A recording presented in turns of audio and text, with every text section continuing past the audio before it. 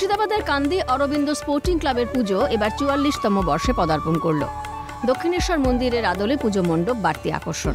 Lalbaba rice ও ক্যালকাটা নিউজের উদ্যোগে এবছর কান্দি মহকুমায় অনুষ্ঠিত পুজোগুলোর মধ্যে সেরা পুজো হিসেবে নির্বাচিত হয়েছে কান্দি অরবিন্দ স্পোর্টিং ক্লাবের পুজো। ২০ বিঘা জমির ওপর প্রায় ৫০ লক্ষ টাকা বাজেটে তৈরি এই পুজো এবারে কান্দি মহকুমায় সেরার শিরোপা লাভ করেছে।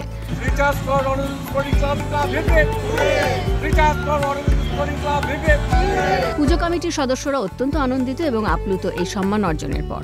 ক্যালকাটা নিউজ ও লালবাবা রাইসের সেরা পুজো হিসেবে এই সম্মান পেয়ে তারা গর্বিত। সিএনকে আন্তরিক ধন্যবাদ পুজো উদ্যোক্তাদের।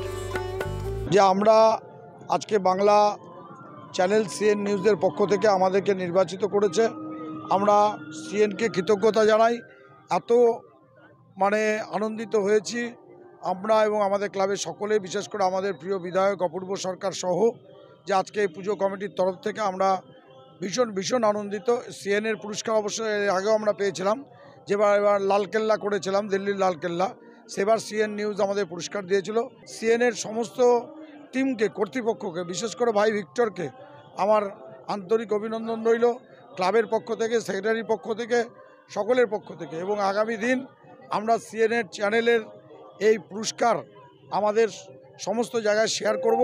যে পুজোটা করেছি শুধুমাত্র দক্ষিণেশ্বর মন্দির নয়, এখানে যারা বয়স্ক মানুষ আসছে, যারা বিশেষ চাহিদা সম্পন্ন মানুষ, যাদেরকে আমরা হ্যান্ডিক্যাপ বলি, সেই সব মানুষগুলোকেও আমরা এখানে ট্রাইসাইকেল করে আমাদের বিধায়ক ব্যবস্থা করেছে, অ্যাম্বুলেন্সের ব্যবস্থা আছে, কেউ অসুস্থ হলে স্ট্রেচারের ব্যবস্থা আছে।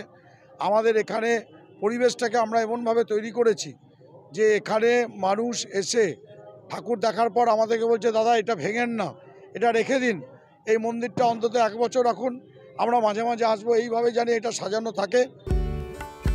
দক্ষিণেশ্বর মন্দিরের প্রাসঙ্গিকতা এবং ঐতিহ্যকে আধুনিক আঙ্গিকে উপস্থাপন করা হয়েছে, যা দেখতে ভিড় উপচে পড়ছে এই মণ্ডপে।